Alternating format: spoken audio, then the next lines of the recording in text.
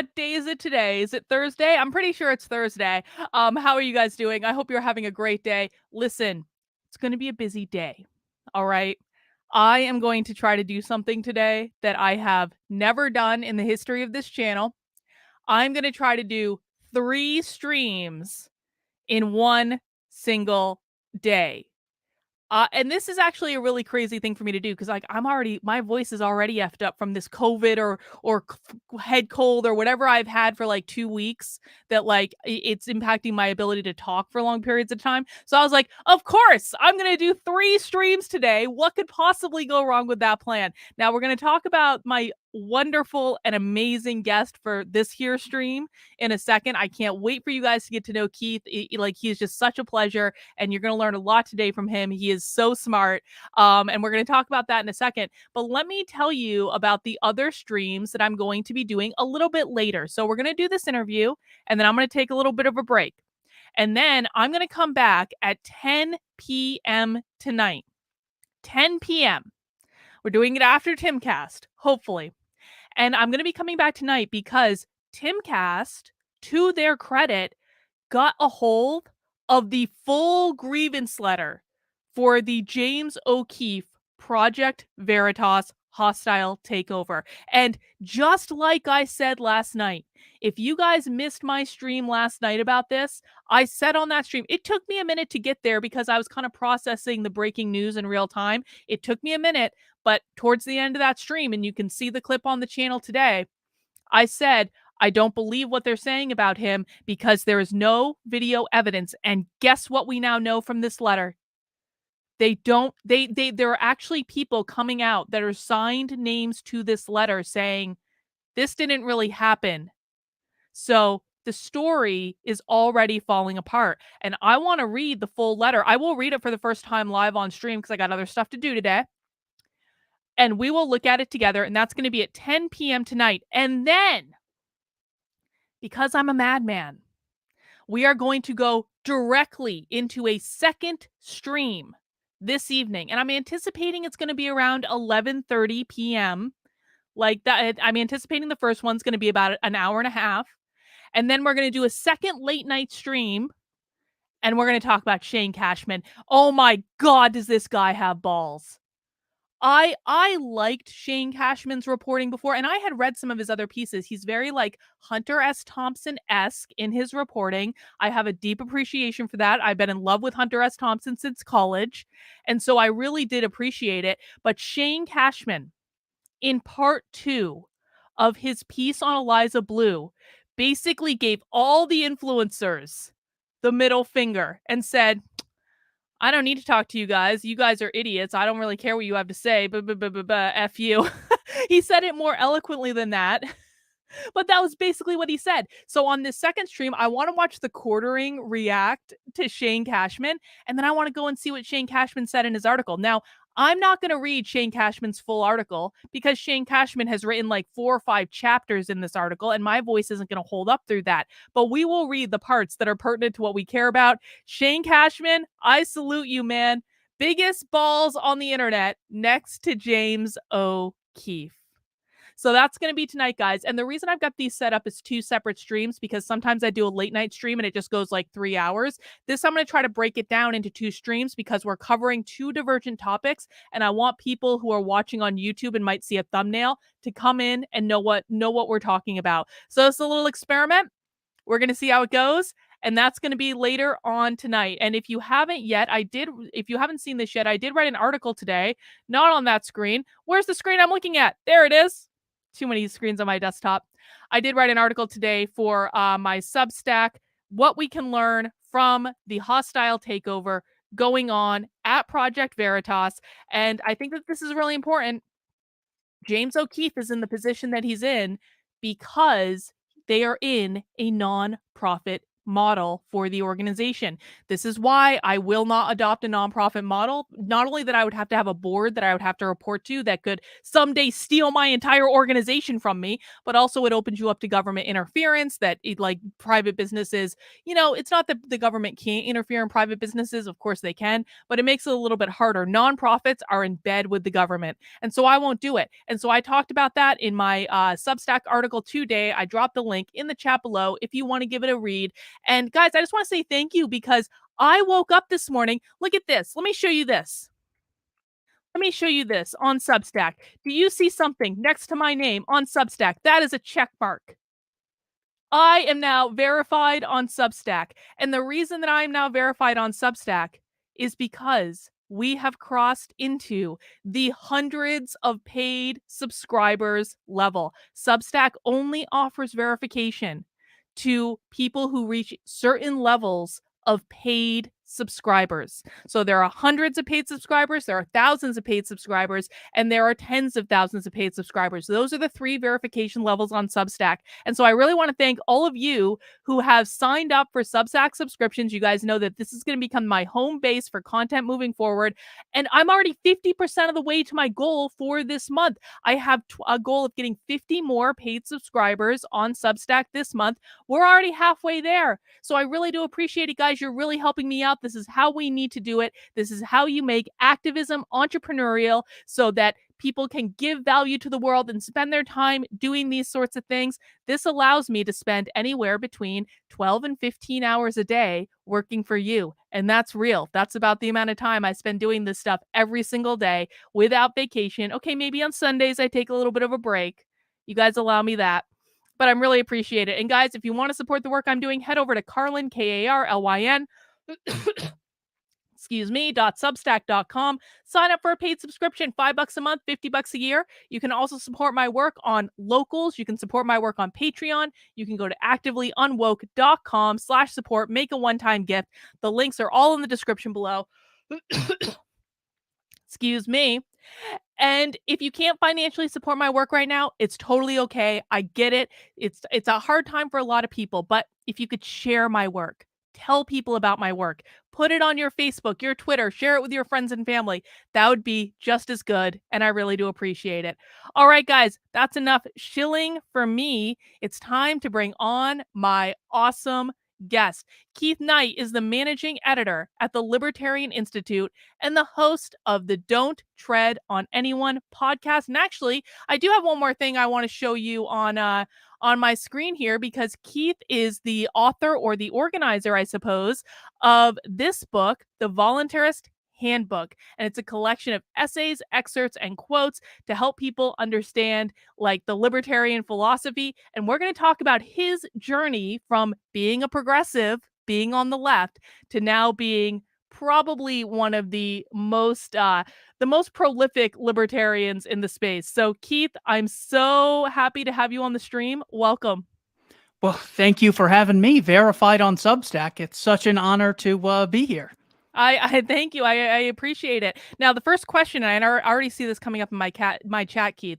Are you coming to Pork Fest this year? Yes, I am. Looking yeah, you forward to are? it. Oh, it's Yes. going to be so fun. Oh, you're going to get to meet so many people from my community. So that's going to be great. I've got a whole contingent coming. So awesome. So you were a progressive. I was a progressive. Originally, I got into politics because my grandparents in Sedona were always talking about how there's people who want to give you stuff and it's generosity and it's very compassionate. And then there's other people. So it just necessarily means that they're not compassionate and they don't care about helping anyone. This could be conservatives, Republicans, libertarians, minarchists, voluntarists, anyone who is not a progressive. So we were big Obama supporters. My family crying the night that he won in 2008 was all a the very big event for all of us. Then during the discussions of the Affordable Care Act, which of course increased healthcare prices, that's why they called it the Affordable Care Act, just like the Patriot Act.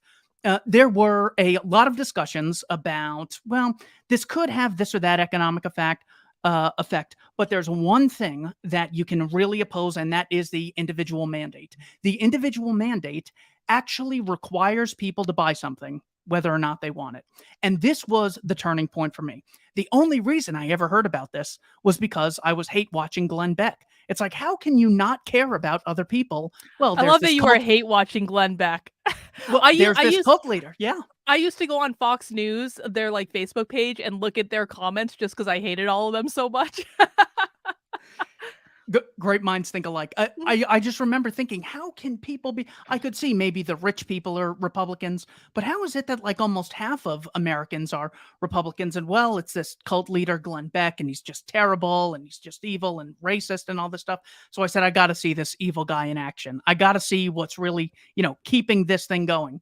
And of course, he's nothing like that at all. No. And he had brought up the fact that there is an individual mandate. And I said, well, whether you agree or disagree with something, we should take this progressive, my money, my choice, my body, my choice, my life, my choice, my pursuit of happiness, and extend it to this economic realm. And you shouldn't be forced to buy something, even though it's probably what's best for you. Should probably also eat healthy and exercise and invest and save your money, but you should not be forced to. And that was the first time that I really questioned the legitimacy of progressivism. And I simply took that principle and applied it to schooling, Medicare, Medicaid, Social Security, welfare, and all other government systems. So the my money, my choice, my work, my choice principle is what took me from progressivism to voluntarism or libertarianism. I mean, and that's, I think it's so easy once you start kind of exploring these ideals of like, leave people alone, let them make their own choices, and then you start applying it to everyone. For me, the libertarian ideology of voluntarism is the only thing that really makes sense. It's like, if you want to make stupid choices, make stupid choices. I don't really care. As long as you're not taking my stuff or hurting me in any way, you should be free to live your life the way you want. And I guess, what is it about? I don't know if you have the answer to this. This isn't about like philosophy, more just like a question that I've thought about a lot. But what is it about people, do you think, that prevents them from understanding this kind of basic leave people alone idea? I had an intelligence officer on my show, a guy named Chase Hughes, and he said if I could describe mind control in one word, it would be repetition. And the Mm. primary reason that people believe so much of what they do is it has been repeated by so many people so many times for so long. That's why you can have such blatant contradictions like it's really bad that monopolies exist. Also, the state should monopolize schooling. How can it, the fact that anyone could believe in both of those things, or it's really important to have closed borders. Also, it's okay if the US military invades other countries and doesn't ever respect their borders, or thou shalt not kill, but it's okay if Joe Biden kills 7 children and 3 civilians in the Kabul drone strike that took place in Afghanistan. How on earth could such contradictions stay alive? Well, one of the methods is repetition. Another is the fact that a lot of politics is extremely costly to get. I hate the word informed, but to get informed or to get a great deal of knowledge on agricultural subsidies, economics, the First World War, the Second World War, the War on Terror. These things are so complex and so costly that it's easier to pick a team which attracts you and then just repeat what that team is repeating. This is why Thomas Sowell said it's not that issues are so difficult to understand. It's the fact that people don't want empirical evidence. People want heroes to cheer and villains to hate. And that's why I think progressivism today is so dangerous because it's constantly dividing people through arbitrary differences. Black versus white, man versus woman, rich versus poor, America versus Russia. All of these things are so dangerous to have within a population that is built on trust and exchange and the ability to relax in your house and not think you're going to get broken into. So, because they keep stoking these divides, I thought it was so important to write a book like this and make the PDF free for anyone who wanted to download it at libertarianinstitute.org. Those are my general reasons for thinking that people believe such absurdities. No, I mean, I think that that's a really it's a really great perspective, and it almost seems too simple, but I also think that you're right on the money with it. And I think that, also people get so stuck sometimes in these echo chambers that they don't, one of the things I do on my channel is I really try to expose people and honestly train them in some respects to sit through the task of spending hours watching someone that you really disagree with, because you're not watching to agree with them, you're watching to understand their perspective so that you can fight back against the perspective and identify it when it shows up in the real world. And so we do like hard training on my channel. We spend our Friday afternoons watching woke training, whether that's like teacher training or like woke indoctrination training in the workplace. We spend our Saturday evenings watching real live socialism. It's the most dystopian thing we do all week. And people will sit there for hours and hours, and we learn how to process ideas that we absolutely disagree with, but we're doing in a way where we're picking up on them. And what I've learned in the last 3 years that I've kind of been on this red pill journey is most people don't do that. They only look for ideas that reinforce what they already believe. And so they don't have to go through these exercises of what you just walked through in terms of facing the cognitive dissonance that might come up if you have two contradictory ideas competing, because they're siloing themselves off from even being exposed to that information. Am I right about that? Yeah, just as you need to lift weights and break down your muscle in order to build it up, it's the same principle applies intellectually. Once you're able to hear other people comfortably, and you don't have this, jittering feeling of, oh, I gotta get up and I gotta scream at this person, that definitely is a sign that that you've sort of embraced the intelligent way to approach certain issues. The popular saying is the what differentiates an intelligent mind from a repetitive mind is the ability to entertain an idea without accepting it. So the more you're able to stretch your brain by listening to the AOCs and the Lindsey Grahams of the world, I think you'll be far better off. Just as a basketball team that never faced any defense would not become much better over time. Mhm, mhm. So, how long, when you were kind of on your red pill journey, how long did it take you to fully transition from being a progressive to being a libertarian? It had to have been like 10 years just because I was so Yeah. young when I was a progressive. Because in Sedona, it's hard as like a 10, 12 I year love old. Sedona, by the way. Yeah. Sedona is one of my favorite places in the world. It's fun. Well, now I can appreciate it, but when you're Mhm. so much younger, it's hard to really appreciate the beauty, and you're not into like hiking or sightseeing or really going places. So that was where I was introduced at why I was introduced at such a young age, and then fortunately I was introduced to people like Ron Paul and Glenn Beck, and I had already been totally humbled by the how were the Obama people not at least saying people should be able to opt out of this health insurance program? How were they able to still defend the president and still say, well, he's actually part of an oppressed minority group, so well, we can't really hold him accountable for not closing down Guantanamo Bay, even though he ran on it and promised that he would. It doesn't really matter that he lied about you'll be able to keep your health insurance if you have it. The Affordable Care Act will never affect you. And then between 6 and 9 million people lost their health insurance. I go, how is it that we can't just admit this is wrong? It would probably be better. We'd at least say, yeah, look, we have standards and this guy isn't up to it. But the progressives would always double down. So, yeah, the humility took me certainly kicking and screaming, probably from like 12 to 18, probably about 6 or 7 years of just reading and being so interested.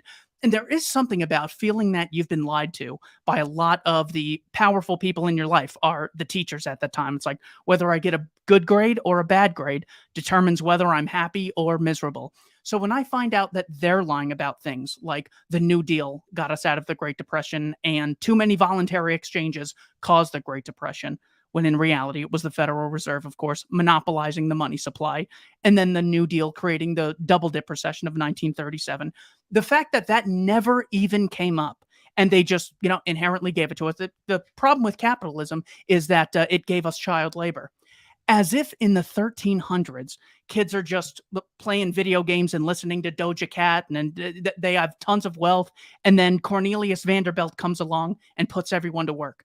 The fact that I ever believed that was just so humiliating that I did become kind of obsessed with reading about the history, the economics, philosophy. I go, well, what the heck else was I totally, joked about? No wonder there's a flat Earth community. People realize they've been lied to about a number of other things. Another big one was a book published by the director of the Libertarian Institute, Fool's Errand: Time to End the War in Afghanistan. It turns out that contrary to popular belief, it was not the amount of freedom that the terrorists hated us for. If you read anything they ever wrote, whether it's Muhammad Atta, Ayman al Zawahiri, Osama bin Laden, you would think that since the goal of terrorism is to amplify a message, they'd be saying, we hate these infidels. They're so free. They don't follow Sharia. This is horrible. What they were actually saying is the U.S. Israeli crimes that took place in Lebanon, referred to as the Qana Massacre 1 and 2, the sanctions that took place in Iraq during the 90s after the first Gulf War that killed a number of children. Bill Clinton also bombed Iraq almost every week of his presidency. And then third was occupying Mecca and Medina, the land of the two holy sanctuaries. So bin Laden writes off the prince, I think his name was King Fahd at the time, in 1995. How could you let the Americans use bases here to bomb Iraq? This is completely contrary to Islamic law. So just that alone, thinking for like a decade or so, people hate us for our freedom and because we're so tolerant, and then to be given all of this evidence to the contrary was just so radically humbling. That's why it took me so long, because there's a lot of indoctrination you got to hurdle over. Oh my God, there's so much that I identify with in what you just said. And, I think this idea of being lied to, I spent probably not so much 2020, I think. I really woke up at like the end of 2019, and then I got kind of thrust into the public eye in 2020. And I basically was so busy during 2020, I don't think I had time to like kind of sit down and think and process. And people thought that like when I went to that Trump rally, that like that was it. That was like the moment that woke me up, when really it's like it was like a month-long process to even be able to get up the courage to go to that Trump rally. And then like there's so much processing that needs to come. And I think like that first kind of like year after you wake up and you realize that nothing you have been taught is true, it's traumatic. And you don't really know what's true. You don't know who's lying to you. You don't know who's taking advantage of you. And it's like, I look back now and there are so many different decisions I would have made differently, like with the respect of hindsight, just because I've had more time to process it. But then Joe Biden got into office, and then I started sitting at home a lot because, I wasn't traveling anymore. And then I started to get angry, and I started to get really angry at all of the people who had lied to me for years. Like, how dare you put me in this position? I started reverse engineering a lot of stuff. Like, and you have to really, and like, this is something I'd like you to speak to. I've got a couple more things to say, but maybe, like, you have to kind of kill your darlings. Do you know what? Yeah, like when you're a writer, you have to like when you write like a book or something, oftentimes you'll go through an editing process where you have to go back and like take your favorite thing that you've written out of the book because it doesn't match up with the book as a whole, and that's called killing your darlings. But I think with when you're making a political evolution, you have to kill your darlings then too, because there are things that you're like, oh, I really don't want to give this up, but like I cannot, like, given what I know now and how this was created, like I have to let this go, but like it really, really, really hurts to let it go. Like for me, one of the ideas that's kind of been difficult for me, and I think I'm there theoretically, but I'm not there from a practical perspective, is like the idea of marriage. Okay, no, I don't think the government should be involved in marriage, fine, but that's not realistic right now. So can we just shut up about that and move on to other things? Because there's so many other things we need to do before we get there. But I'm still kind of clinging on to that idea a little bit because I think it's like unimportant in the grand scheme of things. But that's one of the things I'm like what, like I don't know, like people are obsessed with that one. Anyway, and I think like the 9/11 stuff by the way, talk to Jack Casey about flat Earth. He will have you convinced that flat Earth is real by the end of the conversation. I haven't put much thought into it. It's just the default one I use. I'm happy to Oh, be wrong on that as well. I'm In gonna fact, I want flat Earth to be right more than flat earthers, because it would put all these scientists to shame who were totally wrong about COVID and everything else, and masks and lockdowns and everything else. I wish, I'm praying for maybe a cube Earth, but flat Earth I'll also take. You've got he's really fascinating. I had him on the channel a while ago to talk about flat Earth. I'm due to bring him back. But like you guys got to talk at Porkfest, because like he will have you convinced within like half an hour that, oh my God, flat Earth could actually be real. What the hell? But it's like, and all those things that, you've been lied about your entire time. So I guess my first question is, like, were there any darlings that you kind of had to kill off on your journey in political evolution, and what were they? So probably the earliest one was the Barack Obama darling that Mm. I loved so much. Probably the general concept that the purpose of the state is to take care of those who can't take care of themselves. This is what Barack Obama generally meant when he says government is the thing that we do together. Things in the private sector are done in isolation and for personal benefit. That is literally assuming that politicians are not self interested and that they're just a bunch of unpaid volunteers. They don't want any money. Teachers, no, they just teach unbiasedly. None of them get paid. They don't even like their job. Of course, you constantly have people seeking profit in both public and private realms. The difference is in the free market, the profit is voluntary. So that's why it's better. So killing the darling of the state is here to take care of the poor. One of the ways we can measure this is look at what the state has gotten most involved in through regulation and subsidy and see if the price of those goods and services has drastically decreased, stayed the same, or increased. This would tell us whether or not government intervention helps the poor. It turns out that before the Affordable Care Act, there was George Bush's Medicare Part D, LBJ's Medicare, Medicaid, FDA expansion, things like Medi-Cal. The government was heavily involved. In fact, if you read a book by Paul Krugman in 2004, he talks about how about 44% of all health payments are already covered by the state. So there's a lot of collusion. So it turns out since the government got involved in healthcare costs have skyrocketed. Since government started helping us in the case of schooling and education, the cost of college has drastically skyrocketed. Since government started being so kind under the Carter administration to help everyone get houses, houses are less affordable for the average person than ever before, especially people with low incomes, low skills, entry level jobs. So it turns out that the government getting involved doesn't automatically equate to the poor having more access to goods and services than they otherwise would have. Now, compare this to televisions, computers, and cell phones, which face much less regulation and much less subsidization because they're in much more of a free market that is almost never subsidized comparatively to the other things. Even the cost of war has drastically increased. Government spending, what, $800 billion on the offense budget, and it's not like that is reaping us more benefits every year. So now you could say, well, that just happens to be a correlation without a causation. It turns out economists had predicted this for decades. Just like the saying, he who pays the piper calls the tune. When you're paying someone, well, you generally get to call the shots. So in a free market, the customers have much more leverage because they're paying the producers. Under fascism or a much more socialist system, the producers now have to please the bureaucrats and please the politicians. So they have much less of an incentive to decrease the price. That was probably the biggest darling that I had to kill. Government intervention is justified because it helps the poor. And there's just so many other ways to approach something like that. Here's another one that Stephen Moore gives in his book, Who's the Fairest of Them All? He says, let's take items like washing machines, computers, printers, televisions, and we'll test this progressive theory that the poor get poorer. Forget the rich get richer, different conversation. The poor get poorer. What we'd see is poor people having no access to all of these, washing machine, clothes dryers, and all these things. And then they'd get less and less access between 1970 and 2005. Turns out the poor have more access today than they did 50 years ago because there's an incentive to please the mass of consumers under a free market. So under almost no empirical justification could you say that the free market makes people poor and therefore the state coercing itself into voluntary exchanges is therefore justified.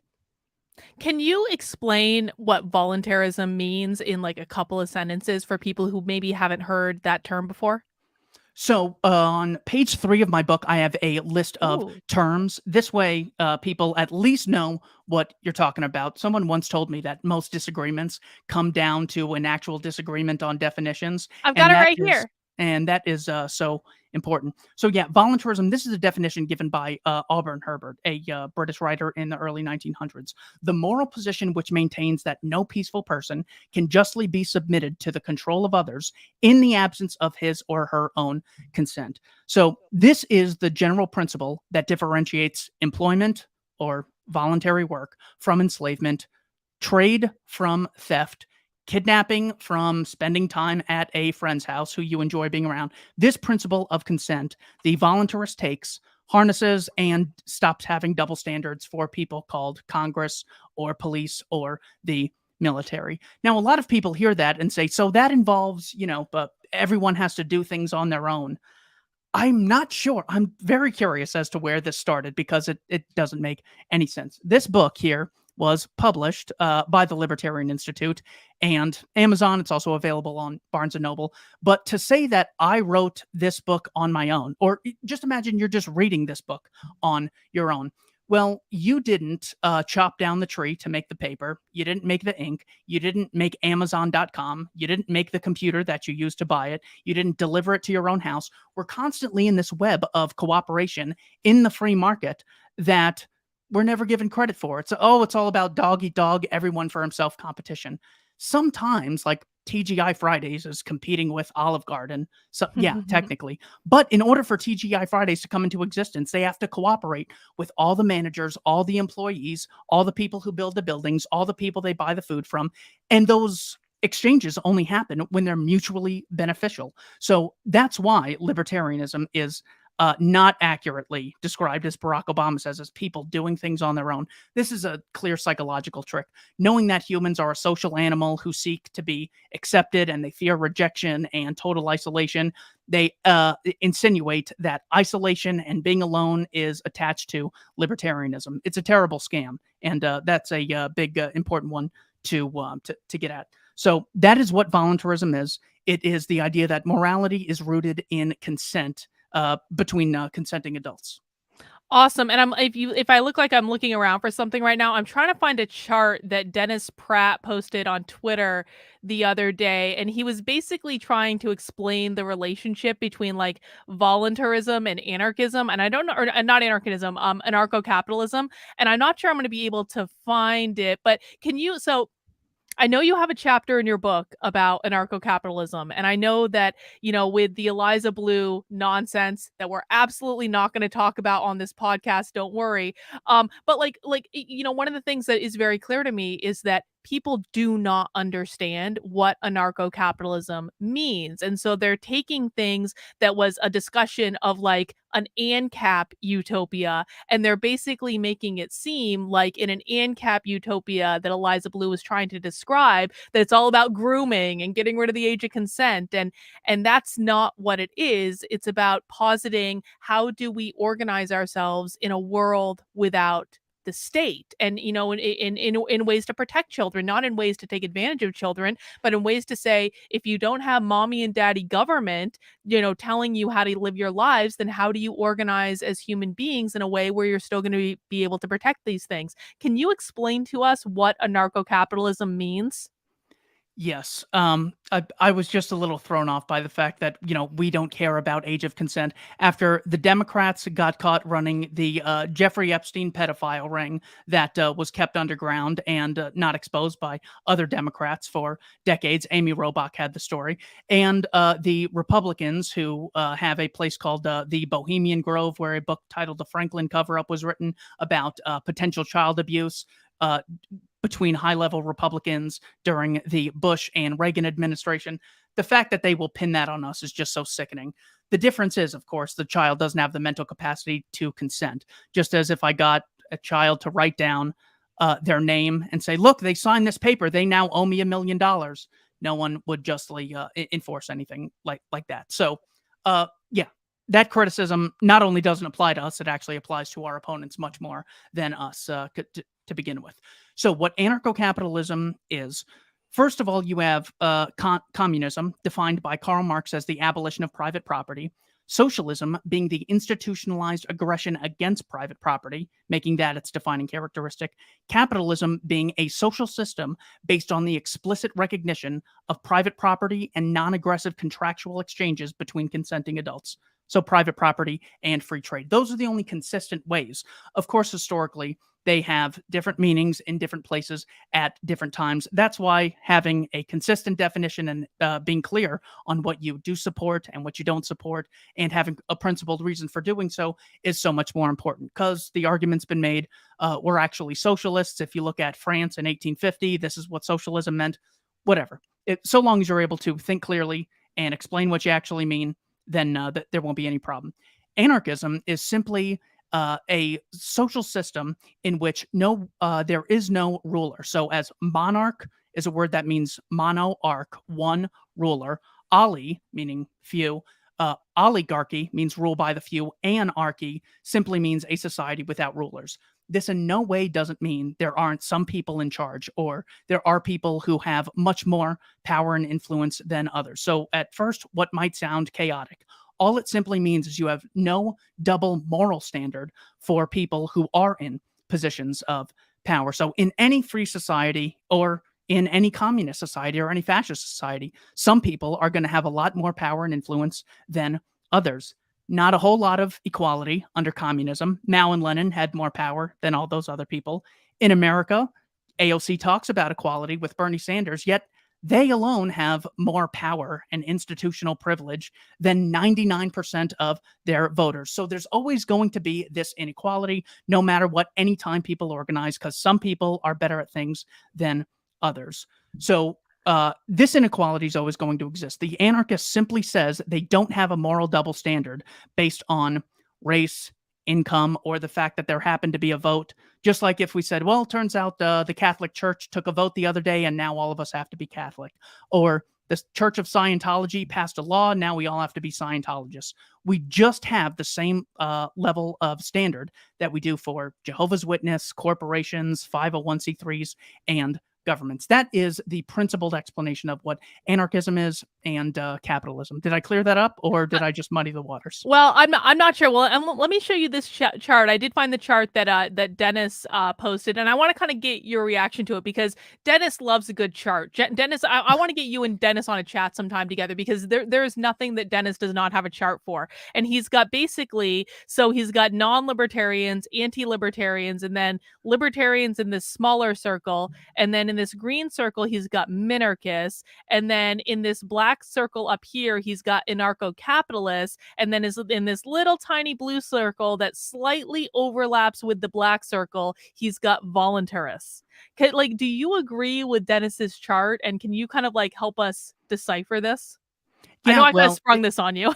it's an example of how you can be both a minarchist and a libertarian, but you can't believe in minarchy, the rule of some, and be an anarchist at the same time. And of course, non-libertarians certainly can't fall into the category of voluntarists because they advocate the existence of a state, which means some people get the right to initiate aggression against peaceful people, and no one else does. So I think that is overall pretty accurate.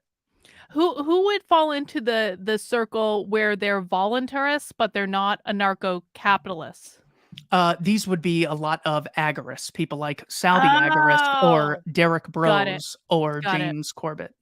That makes a lot more sense to me. Okay, thank you for deciphering that. This is phenomenal, Keith. Like like I'm getting so much positive feedback in the chat. Like people really like this. So let's keep going. Like so you wrote this amazing book, and let me just show people. Like this book is available for free, and I don't know why it's not showing the whole book right there. But let's just give it a reload. And this book is available for free on Odyssey, and I think you've got it on archive.org, so you don't even need to pay money to download it. And I just want to show people that maybe haven't had a chance to kind of look it up yet. This is a robust book. There are a lot of essays in this book over about every single topic that you could want to be introduced to. Do you have any favorite essays in this book? I think my favorite essay, oh gosh, I gotta have this thing marked.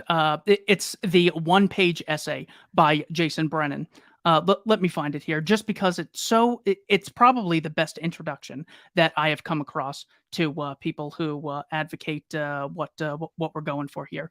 I titled it Three Thought Experiments. He says, imagine virtuous Vanny cares deeply about others and is willing to do whatever it takes to save lives. She believes that processed sugar is a scourge killing Americans. So one day she packs a pistol, invades a local 7-Eleven, and declares, this here gun says you can't sell big gulps anymore. Principled Peter believes that you don't give enough money to charity. You're living high while people die. One day he sends you an email. FYI, I hacked your bank account. I transferred a third of it to poor single moms. Decent Danny, finally, thinks you should buy American rather than German cars. After all, your fellow citizens provide you with roads, schools, police. You owe them some business. He finds you shopping at a foreign dealer, pulls out a taser and says, "You know what? I'll let you buy that BMW, but only if you pay me $3,000." Now, his point is that you would regard these people as psychopaths, criminals, and parasites. However, those are in principle the exact things that the state does on a regular basis. So, for any theory of property rights, even communists, minarchists, whatever, they can't justify taxation simply because they say, well, yeah, it's legitimate because you get things in exchange for it and, you choose to live here. Yet, when you ask them, so anyone could issue taxes since they're totally okay. So, if someone writes a book titled Actively Unwoke, talking about the most important war that needs to be waged on the critical race theorists of the world, she should obviously be able to collect funds coercively because she's, reaping, giving the public a great deal of benefits, with all the supplementary videos and all the interviews she's been doing. And then all of a sudden, they turn into one of us. No, she can get it voluntarily if I get it from her, but no one has the right to take money coercively. The idea that, well, it really helps the poor sometimes. Well, the Catholic Church helps the poor all the time, and Protestant churches and Jewish temples. Do they all have the right to start taxing everyone's income? And then all of a sudden, those people still come back and turn into libertarians. The biggest thing might be conscription, which Vladimir Zelensky instituted Mm. February 24th. The And they concept that just reduced the age of.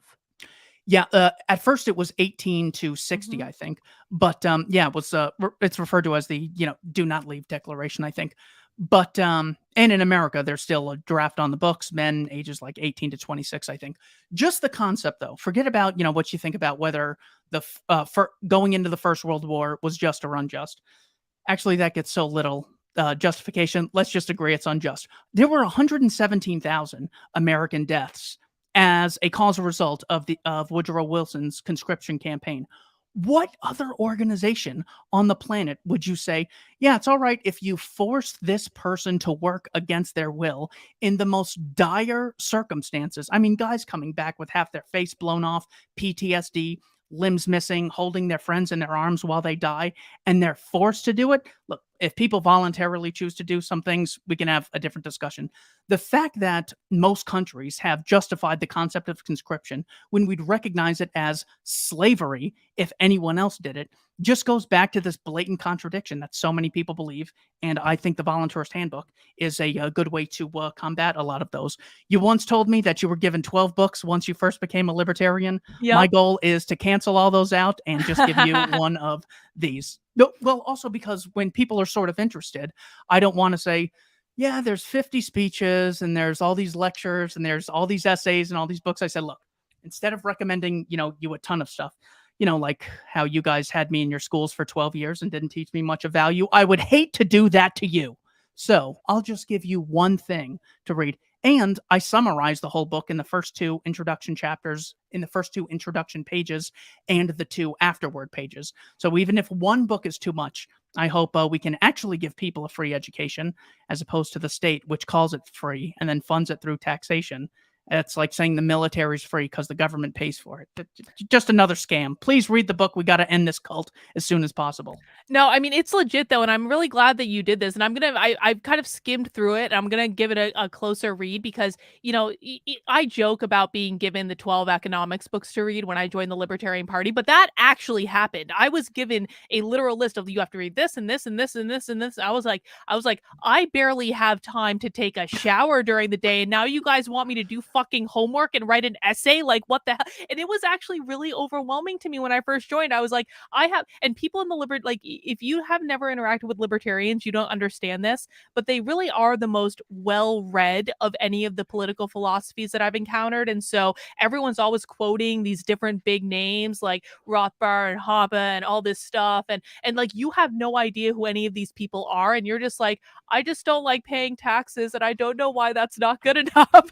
And so I actually have deep appreciation for the fact that you've kind of given a one-stop shop of like just read this, and then you can use this as like a jumping off point to get to other areas, because the struggle is real. I want to bring your attention. I want to ask you about this. And, your book is available for free on the internet. And there is, there is a debate about intellectual property.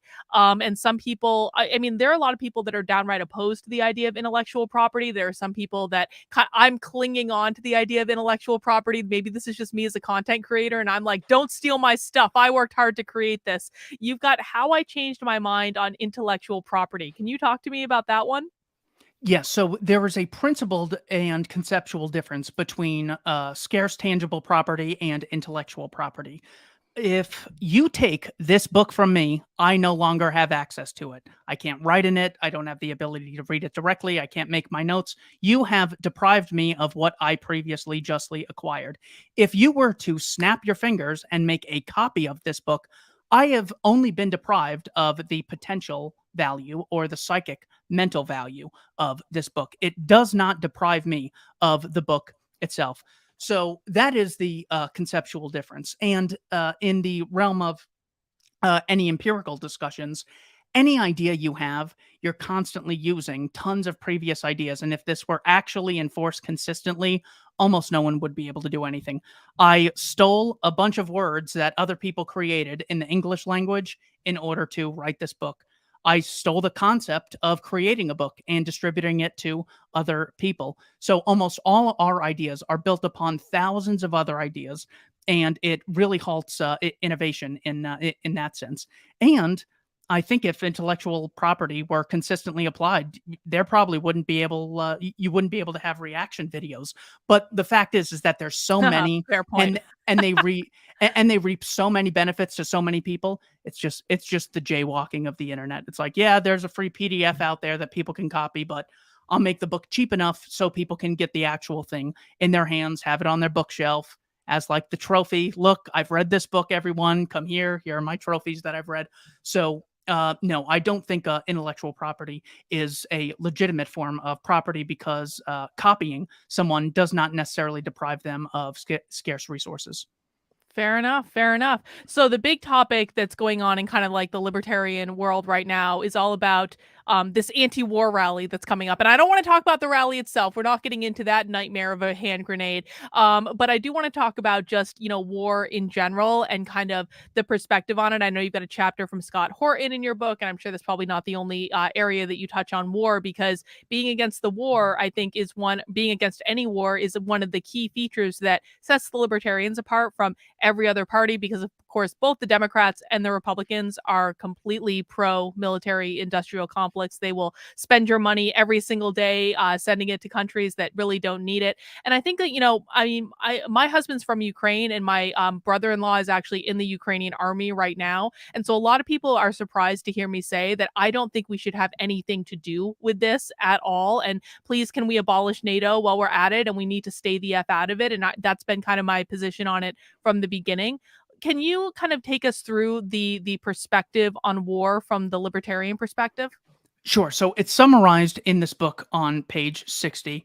This is from a section titled War, Peace, and the State. The basic libertarian attitude towards war must then be: it is legitimate to use violence against criminals in defense of one's rights of person or property. It is completely impermissible to violate the rights of other innocent people. War then is proper when the exercise of violence is rigorously limited to individual criminals. So, in other words, when any time in reality, when governments wage a war, it's never against a targeted individual. That's just called the police arresting someone. Waging war is necessarily, in all the government cases, using civilians as leverage against other leaders to do things that you want them to do. In the Ukraine situation, for example, it's not that there's people who think the Ukrainians should live and others should die. The battle is for the throne in Kiev. If Vladimir Zelensky stepped down and gave Putin the keys to Ukraine, the war would be over. What they're saying is the cost is too high, and we have to defend democracy and things like that. The problem is that Vladimir Zelensky is every bit of a tyrant as Vladimir Putin. When Zelensky got in, he took over the Poroshenko regime, who was installed after the U.S. helped overthrow Viktor Yanukovych in 2014 in Ukraine. So as far as undemocratic governments, the Zelensky regime is necessarily an undemocratic government. Chris Murphy, John McCain, Amy Klobuchar all went to Ukraine to support the democratic opposition to the Yanukovych government. So a lot of people who voted for Yanukovych didn't like that, and they were in the east, places like Donetsk, Luhansk, and the Donbass. So when Poroshenko took the throne, they voted for independence and they started raising the Russian flag and they tried to secede. The very American principle of declaring your independence against regimes that you're in opposition to. So the Poroshenko, now Zelensky government, waged war on those people and called them terrorists, and they murdered roughly 14,000 people from 2014 up until Putin's invasion in this would have been February of 2021. So it's not that when it comes to government, there's good guys and bad guys. The psychopaths are the ones who are attracted to government in the first place.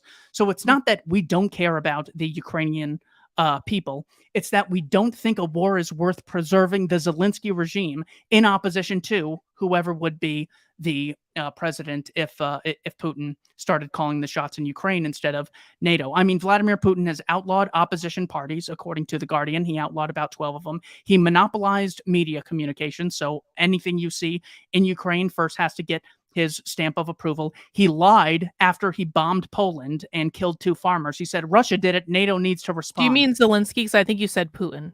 I'm sorry. Yes. I was like, that doesn't sound right. Yeah. So Zelensky's the military, it was referred to as a Ukrainian defense missile by Lloyd Austin. One of them went into Poland and killed 2 civilians. Zelensky came out and said, this means war against Russia. NATO has to respond in the like. You also had the Associated Press coming out and saying that it was, in fact, a Russian bomb, according to an anonymous intelligence official. This was all a lie. And Lloyd Austin, to his credit, came out and cleared things up. Most likely because the goal is to just weaken Russia against Ukraine so they can't be an ally if there's a war against China. It's not that they necessarily want a war against Russia, but then again, for all we know, they might. So the anti-war position is simply, we don't believe in initiating aggression against non-aggressors, and that's what war is in its worst form. It's bad to regulate someone. It's bad to enslave them. It's bad to assault them, but it's really bad to kill them. Jeremy Locke, I think his name is, referred to murder as the ultimate enslavement. Like, if slavery is bad and we can be against that, we have to be anti-war because it's treating a person much more as a simple means to an end rather than almost anything that goes on. And then finally, you and I talked about the Afghan war earlier. That was the first time in NATO's history that they ever declared war after September 11, 2001. So they go into Afghanistan for 20 years and spend trillions of dollars, tens of thousands of civilian lives, thousands of American lives, tons of guys with PTSD. And after 20 years, the Taliban took over in 11 days. And now the government is saying, we might have to go to war with nuclear Russia, we might have to go to war with Iran, and we might have to go to war with China if they go into Taiwan, which Joe Biden explicitly said on 60 Minutes. That is how psychopathic the regime is. Final point on this. Sorry for going long. That's okay. There's a common phrase that Randolph Bourne popularized: war is the health of the state, meaning that governments can get away with things in a time of war because the people are scared that they otherwise wouldn't be able to get away with. So no one read the Patriot Act, yet it passed, and then decades later, they're using it as a justification to kidnap people who were there on January 6th. That's very popular and well known. People on the left and right agree that war is the health of the state. It allows the state to grow both domestically and foreignly. However, it's important that progressives recognize that the reverse is true, that the state is the health of war. Imagine if you were starting a war or going to kill civilians and you had to raise the money yourself, had to get a volunteer army, and had to convince people that they need to pledge allegiance to you and risk their lives in order to change regimes in another country. Who knows if this next regime is going to be better or worse? So because governments have the right to coercively fund their operation, they don't need your consent to do it. They have a magic money printing machine called a central bank. This makes war more likely because the purveyor of war doesn't have to pay the price. A lot of countries engage in military conscription, which means people don't have to voluntarily join the military. And fourth, a lot of governments control the schooling system, which tells kids that obedience to the state is the equivalent of obedience to your country or obedience to what is good, when the opposite is true. The reason that I hate the government is because I love America and people in general, and I see government as the biggest parasite. So, all of those assumptions, all of those principles are what make wars more likely to occur when a state exists rather than if there were a free market in security. Do you have any insight, and this might be outside of your lane, so feel free to tell me if it is. Do you have any insight into how you think that this situation with Russia and Ukraine is going to play out? No, I really don't. I mean, I've taken Yeah. so many guesses for so many times that it's just not worth it. What I can tell you is that the current CIA officer, his name is William Burns. He used to be a diplomat back under the George Bush administration, and in 2008 he wrote a memo titled "Niet means Yet: Russia's Red Line with NATO." And he came back after a conversation with Sergei Lavrov, the primary foreign secretary from Russia. He said, "Look, Lavrov and I had a meeting." He said, "NATO promised to stop expanding after the unification of Germany in 1991. Since then, they've gotten Hungary, Poland, Lithuania, Latvia, Estonia, and now they're almost encircling Europe. Just as the Americans didn't want Cuba to have missiles from the Soviets, the Russians don't want American missiles on their border." So this was what he said is Russia's red line. He says we can't bring Georgia into NATO, and we can't bring Ukraine into NATO. At that point, a war will come about if we ever try and do that. This is because George Bush wanted both Georgia and Ukraine to join NATO. Even though after the towers fell on September 11th, the very first call George Bush got was from Vladimir Putin, a guy who's got a large amount of Muslims in No his kidding. country. Vladimir Putin stood beside George Bush and offered to assist them in a war against terrorism. Now, so much has happened, and of course, fighting terrorists in Syria, the U.S. Sided with the Syrian rebels, who are known as Jabhat al-Nusra, who Jake Sullivan, the national security advisor, referred to as Al Qaeda in Syria. He said in an email to Hillary Clinton, "Make sure Hillary knows AQ is on our side in Syria." So to combat the Assad regime, they were funding rebels. The average person isn't a rebel. It was not going to overthrow the government. It's only the most radical people. So in Syria, that was Al Qaeda. When it comes to Libya, the average person was also not willing to kill Gaddafi, but an organization, LIFG, the Libyan Islamic Fighting Group, also known as Al Qaeda in Libya, who the New York Times admits is ISIS in Libya, they were the ones who took control of large portions of Libya as a causal result of overthrowing Gaddafi. So those are just all the tragic outcomes that sometimes can't even be foreseen beforehand. And another reason why war is so bad, because you don't know what the outcomes are going to be, because there's so many complicated factors. And government doesn't have the knowledge to know what's going to happen after they overthrow Putin or overthrow Xi or overthrow whoever the Iranian regime has. They don't know what's going to happen, and they don't have an incentive to make sure something good happens. If a million people die, the politicians will still get reelected, and they won't lose a dime, and sometimes they'll get huge speaking fees after. Whereas if you had a justice system that simply stopped having double standards, they would go to jail and you'd have to arrest two or three of them. And then they would quickly have much more of an incentive to have a peaceful foreign policy based on negotiation, mutual trade, and exchange, and true self defense, as opposed to wars, which initiate aggression against non aggressors.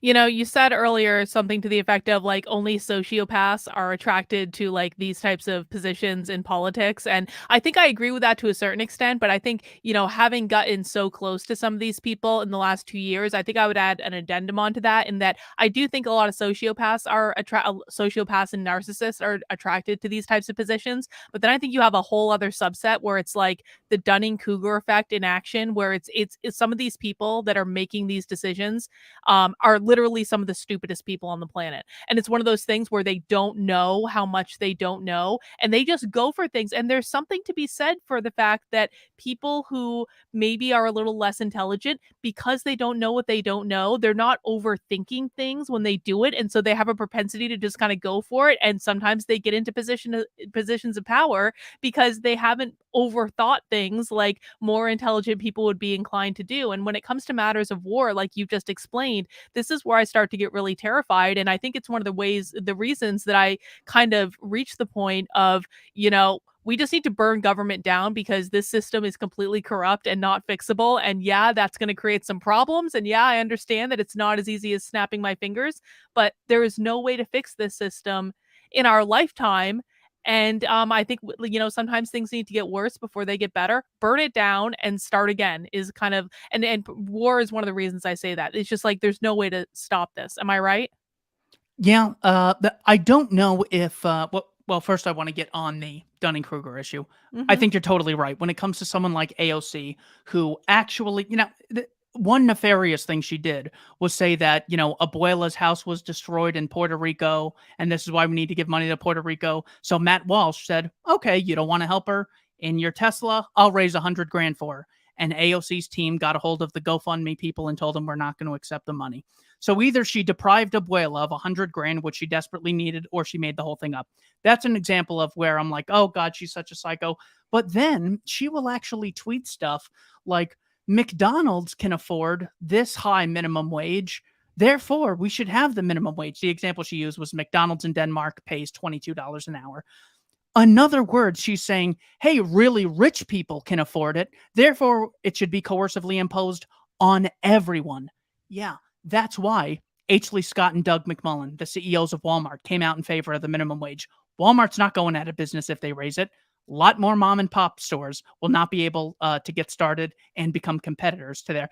Jeff Bezos came out in favor of raising the national minimum wage to $15 as well because he was convinced by AOC's arguments. Maybe, don't know the guy, but it's a much better explanation that this is an anti competitive tool used. So that is an example of when they say something so dumb, you don't even know how to comprehend it. I should probably include the Dunning Kruger in my psychoanalysis.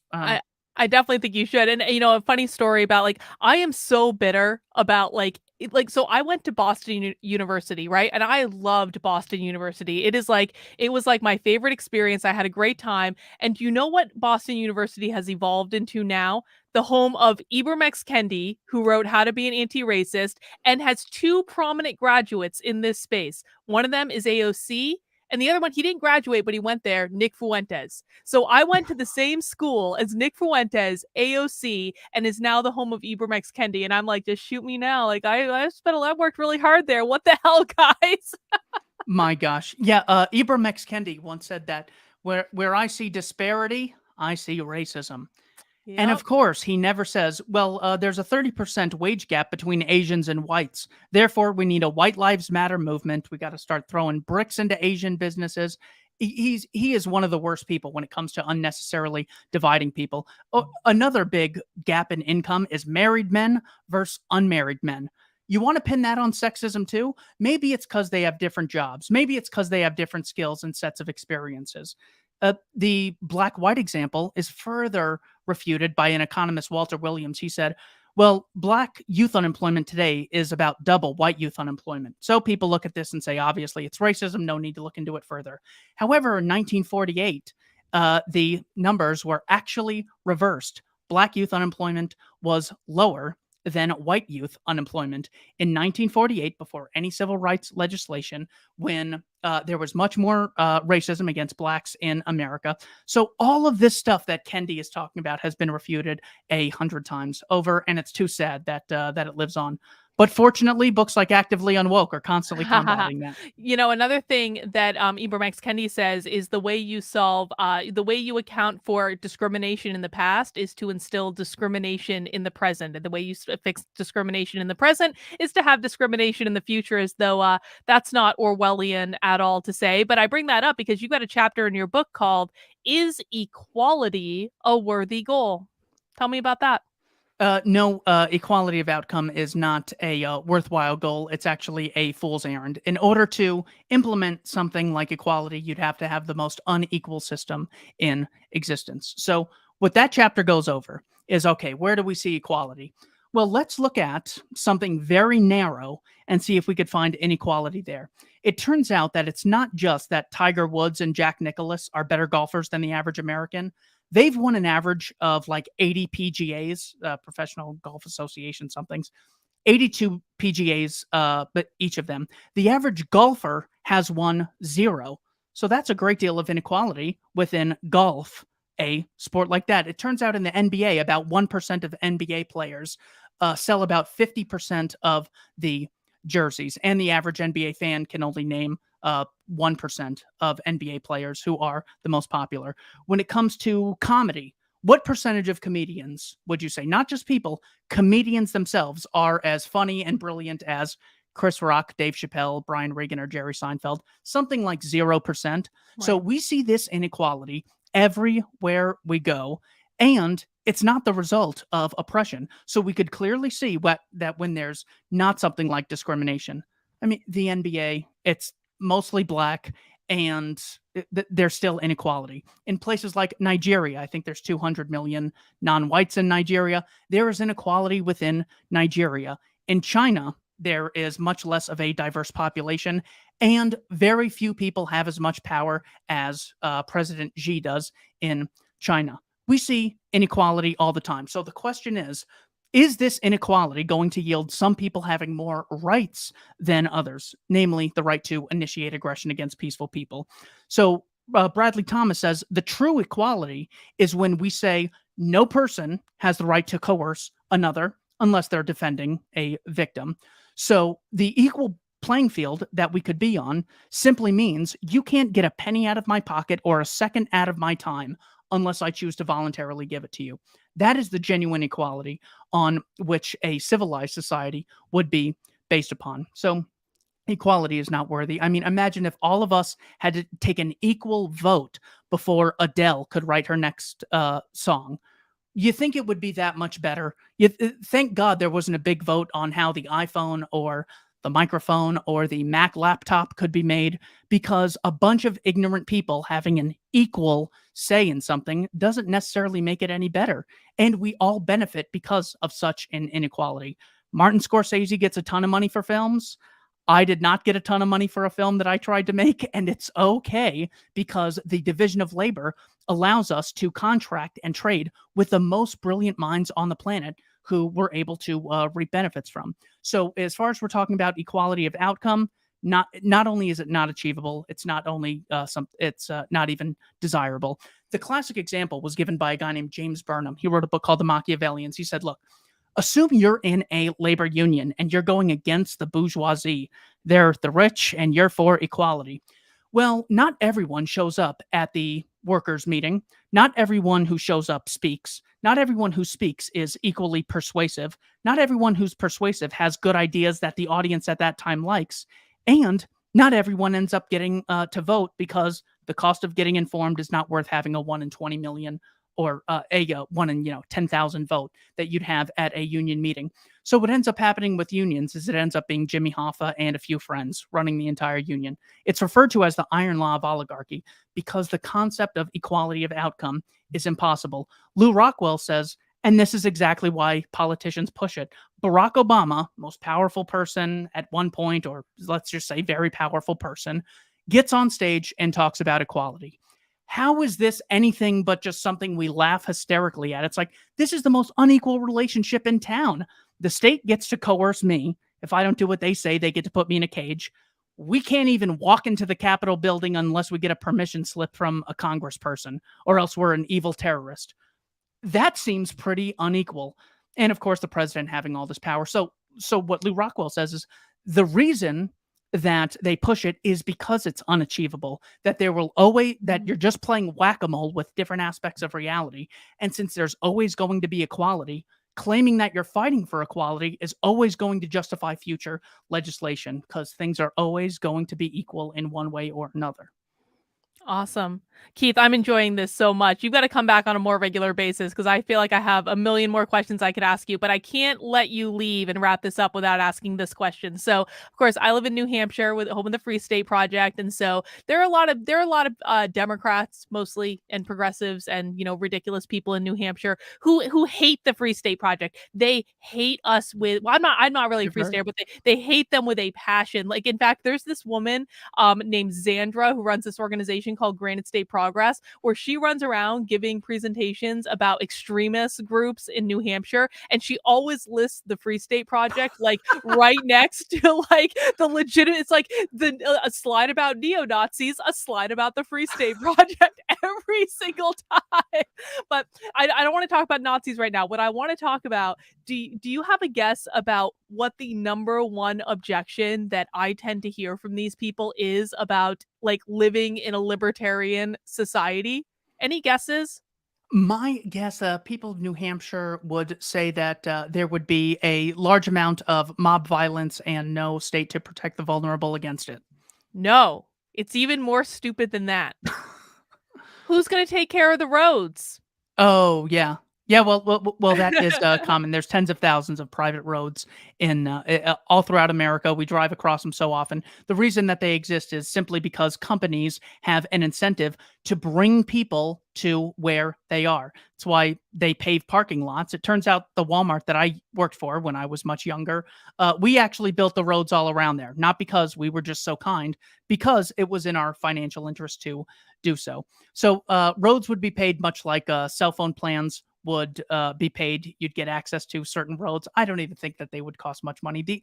The idea that the free market and guys like Henry Ford can make the automobile, which flies you 60 miles an hour, an invention no one's ever heard of, but they're like, but the state can't, but the free market can't lay out tar and then flatten it and then paint it afterwards. I think that's just absolutely ridiculous. Yes, anything that can be done coercively can be much better done, so long as it's a valuable good or service, can be much better done in the voluntary sector. I'd love to talk to that woman and pull up the National Socialist 25-point platform of the National German Socialist Workers' Party and see how many of the points she agrees with. I bet she'd agree with 22 of them. Oh, maybe we should try to trick her. I know Kurt is in the chat right now. Kurt is a Free Stater. He's saying Granite State Project is one of my favorite subjects. So, Kurt, maybe we can trick Xandra into having a conversation with Keith here. We'll have to work on that. So this has been so amazing, Keith. I really, really appreciate it. I guess like one last question before we kind of wrap up for the day is, I am really committed to trying to wake people up, obviously from the Democratic Party. And I would love, I've been saying for the last year, like, I just want to make more libertarians. I want more people to see this culture that I've gotten to know and like really love. And yeah, the libertarian culture is a little dysfunctional at times. There's a lot of infighting, but it's like I akin it most of the time to like family bickering, because at the end of the day, like most people do put the bickering aside. There are always like the angry uncles that just never shut the hell up, but like most people really do put the bickering aside when it's like time to put the bickering aside. But I think that I really want to bring more people into this, but I particularly think it's important to wake people on the left up, because I don't think that the right is any less authoritarian than the left. The problem is that the left has all the power, and so they're more dangerous right now. And so, do you have any thoughts on, as someone who was a progressive and made his way over to libertarianism, do you have any thoughts about the best inroads to kind of make the argument to people on the left or progressives about just even considering this type of philosophy? Yeah, let me write these down before I forget. So let's take gay marriage for example. I would ask them to say, what were you saying around the year 2012 in justification for allowing two homosexuals to engage in a voluntary contract? Because we remember that there was quite a big deal of fear mongering. There was, well, it's anti-biblical. Well, it could lead to a number of other atrocities, many of which have come to fruition. But you don't get to blame that on people engaging in voluntary transactions. Just the fact that some people are using that as leverage to, have drag queen story hour, that involves non-consenting adults. So therefore, that doesn't count. So when it comes to why do they support something like gay marriage, it always came down to, It's two people who want to make the exchange. Maybe you know what's best for them. Maybe you don't. You don't get to force it on them. They still get to choose their own destiny. It is for that same principle that those same people should be able to trade economically in the absence of a state regulating any form of commerce, forcing them to ship into something that they wouldn't want to. So I think that is one aspect of it. If you say, I too believe in equality, and the bigger the government, the less equal the citizens are among each other. Because some people have real close access to the ear of the government, whereas the average person doesn't. That seems extremely unequal. The state having the right to conscript, wage war, tax, and have a central bank, and no one else having that, that seems extremely unequal as well. So if you care about equality, the one principle that you should embrace is no person has the right to initiate violence against anyone else. That if you don't believe in that type of equality, then you can't really claim to believe in equality at all. When it comes to something like voter ID, the progressive will come out and say, this needing a driver's license to vote, it hurts blacks and it hurts the poor because it takes time, it takes a little effort to get a license. Not all of them have access, and therefore their votes are not heard.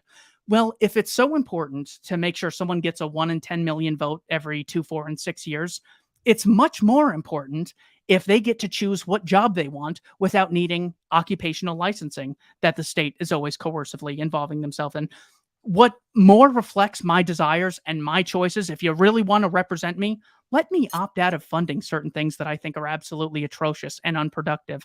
And the amazing thing is, it's even going to make the teachers better once education is moved over to the voluntary sector, because then they'll be much more on their heels. They'll know I'm here to please the customers and I'm here to please the parents. So on both sides of the equation, people are improved when the aspect of voluntarism is embraced. The example I use in my book is, just imagine a restaurant that got your money, whether or not they brought food to your table, whether the food was big or small, whether the food was good or bad. That's what government is. And that's why the quality of what they produce is such trash. So simply by taking something the progressive already believes in and explaining the necessary implications of those things, I think we can really get at the heart of a lot of well-meaning progressives. And we can also increase the amount of insecurity that, bad progressives have.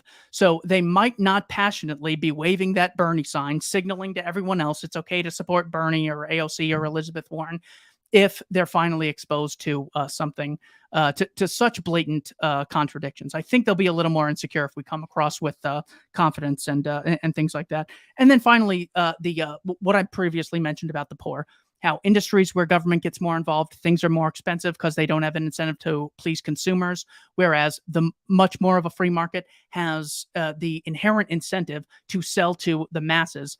Yes, yachts exist, but it doesn't mean that Cornelius Vanderbilt didn't make us all wealthier by giving the average person access to steamships or travel by boat or things like Carnival cruises. I got to think of a better example to end on, because that one that one was a little bad. So cell phones, you would think that things like cell phones and computers and TV, where there's no mandate that you have to make them cheaper, you would think that only the rich would be able to afford them. But for some reason, companies voluntarily make things that poor people can afford.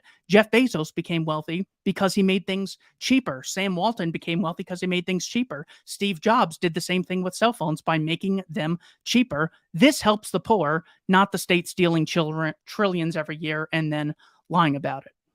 And I want to give one more example, because Kira's making a great point in the chat. Many people have considered themselves the anti-war left in the 90s, have nothing in common with the Democrats today. We're now lurking in libertarian spaces due to your anti-war position. And I think that this is actually really correct. I remember being at an event with the LPNH, but right before the election, and Dennis Pratt was there, and he was and a whole bunch of Democrats were there too, because Maggie Hassan supporters were there. And Dennis was just walking up and down the line trying to talk to these people, saying, what happened to the anti-war left? Why like, you guys are supposed to be against war? What happened? And you could almost kind of see the look of shame in their eyes, and they didn't quite know how. Now, these people never talk to us directly when we're in the same place. They just kind of pretend that we're not even there and speaking to them. But like, you could see the look of shame in their eye, where they were like, oh my God.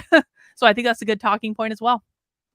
Excellent stuff. Yeah, but especially war, because when you see people who have been killed who were clearly innocent by any reasonable, even if you use laws of nation standards. It's something so clear that you could see as a blatant injustice. Whereas increasing regulation is so indirect, it takes so much time for the effect to take place. The regulations can be read 50 different ways by 50 different judges, even if they're all from the same school. But when it comes to something like war, we should be able to say that when Donald Trump drone striked Yemen and murdered civilians, even though Yemen never declared war against us, it was simply a fight against the alleged Al Qaeda in the Arabian Peninsula. That is something that we have to at least have a starting point on and say, what other organization can do this? What if the Free State Project did this? Then would it be bad? I mean, I know it's hard to compare zero death the Free State Project with millions of death government. And certainly one of those would be the radical one, you'd think. But at that case, you can certainly see that this is the ultimate injustice. Like, look, I hate seeing when, companies mistreat workers, or when people in, relationships or marriages, one mistreats the other. There's a lot of disagreement to have, and there's a lot of reputational challenges that can be met with things like exposing bad actors. But when it comes to the clear cut case of children getting murdered in wartime, children starving as a cause or result of sanctions, even in Syria, a lot of people can't voluntarily donate because of sanctions that have been implemented on Syria. So we got to recognize economic regulation, both foreign and domestic, harms the poor, and murder, whether it's done by me or a group of people or rich people or poor people or government or non-government, is still wrong in principle. Go back to the Bible with them. Thou shalt not steal.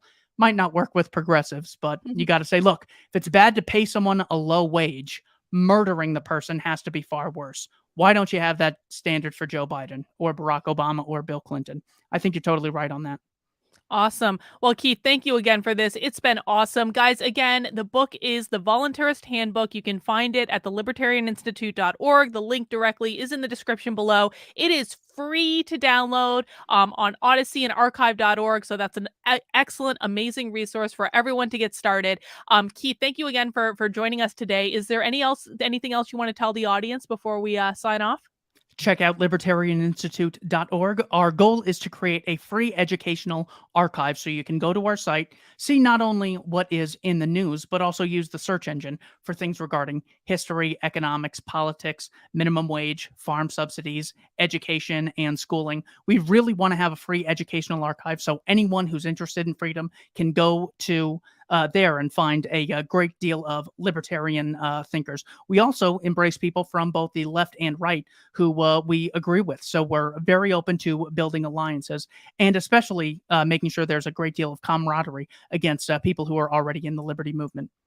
Awesome. Well, thanks so much, Keith. I'm going to pull you off screen and wrap up, and then we'll sign off. But thank you again, everyone. Round of applause for Keith. Please mount that like button in honor of the great job that he did today. Wasn't that an awesome chat? I'm going to talk to Keith about bringing him back on the channel more often. I feel like I have so much to learn. But guys, as I said earlier, this is not the last stream I'm going to do today. I'm going to do 2 more streams today because I'm that type of girl, a little bit of a madman. Now, so basically what's happened is there's some breaking stuff. There's some new information that's come out. I don't want to wait till tomorrow to cover it. We're going to be doing happy hour tomorrow anyway, and I want to talk about it tonight. And I've been doing really well with my later night streams. They're going really well. I'm not saying I'm going to do this every day, but when things are important, I might go live later at night and have a chat about them. So the first thing I want to do, this is going to be at 10 p.m. tonight.